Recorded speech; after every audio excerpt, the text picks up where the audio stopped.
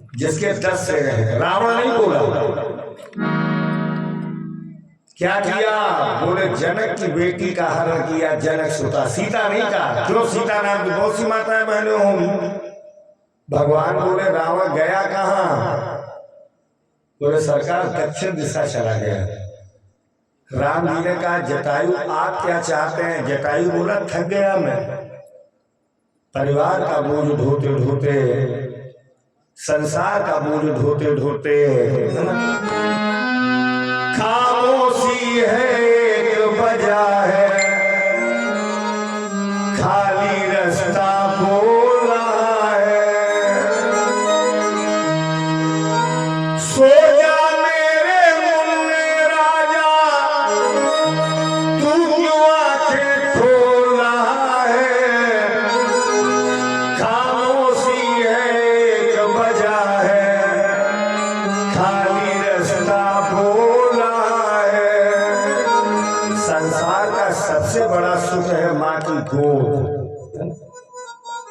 तो आप तो मेरे जगत पिता भी हैं, जगत माँ भी हैं। तुम्हें हो माता च पिता तुम्हें हो। हमें जाने दो प्रभु, आज्ञा दो, जाऊं मैं। तो भगवान ने कहा भी मरो न जटायु। राम कहा तन राखू काता।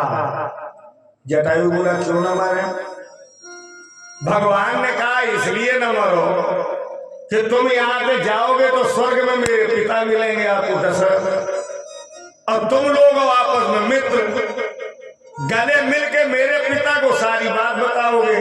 सोनऊ चक्रवर्ती धनुधारी, बल में हारी गई बहू तुम्हारी। जब ये हाल पिता सुन पई है, तब मन माए बहुत पछतई है। जे कारण हम प्राण गवाए, वो सुतए तो काम न आए।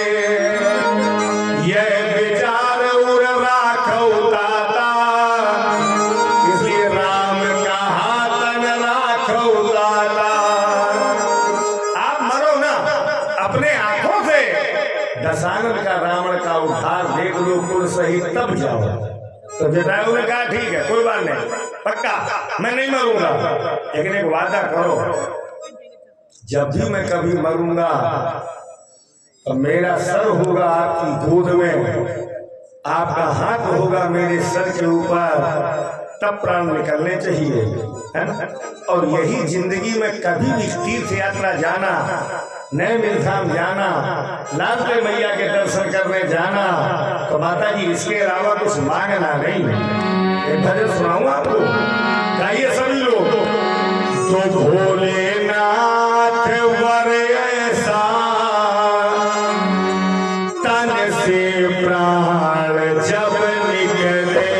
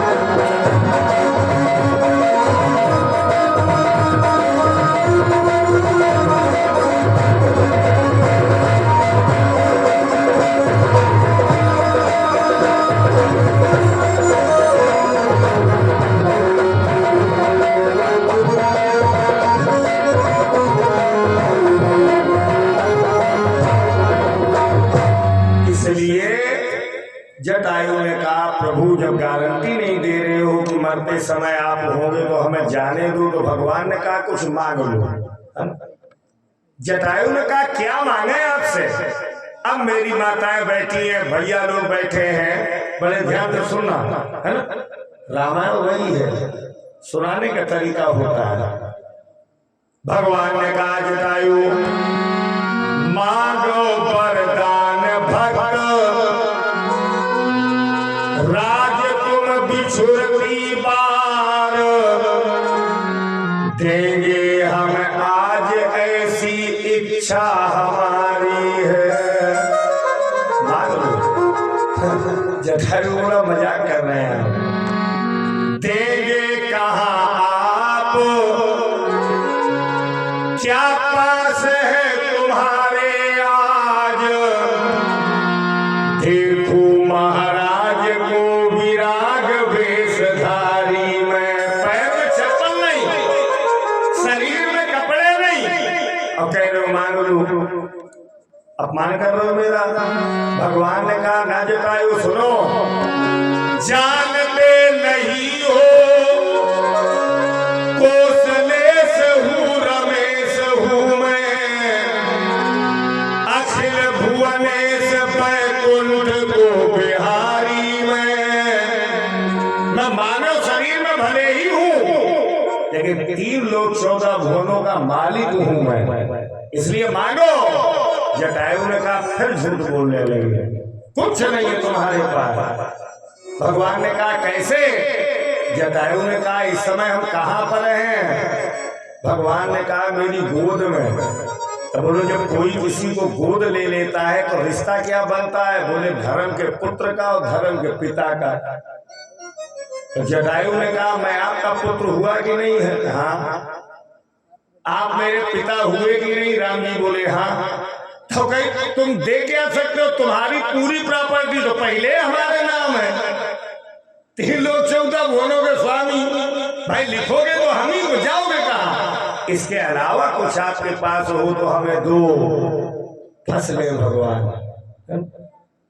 भगवान ने कहा अच्छा जाओ मेरे बैकुंठ में जाओ। जटायु बोला मजाक फिर कर रहे हो? आप यहाँ आए और हम ऊपर जाए, आपके सेवक में धक्का मार के फेंक नहीं देंगे नीचे। तो भगवान ने कहा मैं ऐसा टिकट बना के दे रहा हूं कि कोई आपको रास्ते में छेड़ेगा नहीं, है ना। रामायण में बड़भागी बहुत लोग हुए, बड़भागी अंगद हनुमाना, अतिशय बड़भागी माहिल्या हुई। गीतराज जटायु कौन है? रामायण पढ़िए। हरिपुर गयऊ परम बड़भागी, ये रामायण में बार बार लोग नहीं हुए परम बड़भागी है जटायु। किसी ने पूछा क्यों बड़भागी है? बोले मुए मरत मरी है सकल, घड़ी पहर के बीच, लेकिन लगी न काहू आज लो, गीधराज की मीत। भगवान ने साक्षात गीधराज जटायु को अपना रूप दे दिया। जीत दे धारी हरि जय हो राजा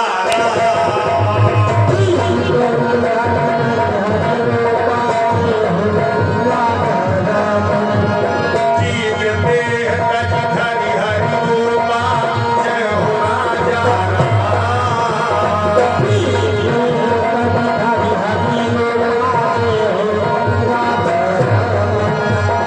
भूषण बहुपट प्रीति